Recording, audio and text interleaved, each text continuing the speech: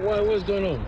I'm asking you a few questions, sir, about the drug rehab business. I want to ask you about, you seem to be at the center of the fraud allegations here. No. Yeah. Have you been faking No. signatures onto sheets of paper and billing the state for the money? These are some of the faces of what a Center for Investigative Reporting and CNN report call, quote, widespread cheating and deception in California's taxpayer drug rehab program for the poor, unquote. Some of the clinic owners are convicted felons. It's extremely frustrating to see that felons are operating clinics here in California. Assemblymember Dr. Richard Pan knows full well the impact that wrongdoing can have on the people that really stand to benefit from programs such as the drug rehab clinics and many other programs across the state supported with Medi-Cal funds. Dr. Pan, your patient's ready. Even though Dr. Pan is now a full-time state legislator, every Friday he still volunteers his time to treat young patients at a local clinic not far from the Capitol. Certainly, I'm very upset and dismayed by what I saw in the story. As someone who takes care of Medi-Cal patients, I know how much we struggle to get the resources, the funds we need to pay for the care that people desperately need here in this clinic and clinics across the state. This story shows is that people reporting problems. The issue is about accountability and follow-up.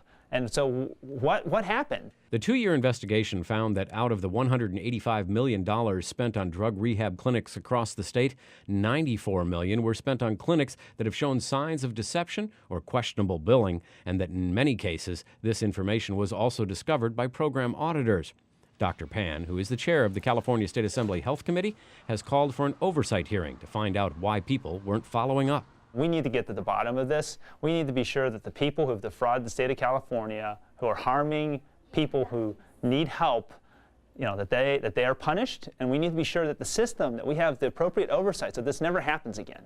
The solution, insists Dr. Pan, is not to create more bureaucracy, but rather have greater accountability. What we want to be sure is that our response isn't to dump more paperwork and more barriers to people who are honestly providing care to people who need it. So I think our first priority should be looking at accountability of the department, of the information, and are they following through on the reports that they're getting when there are problems or suspicion of problems. I think that's going to be more important than just adding more burdens onto the people who are actually trying to deliver care.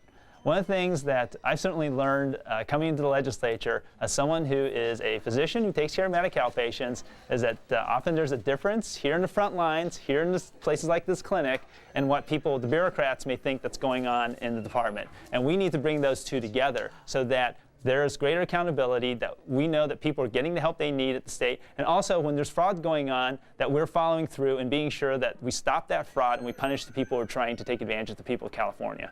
This report was produced by the Speaker's Office of Member Services. A couple weeks before you start looking better.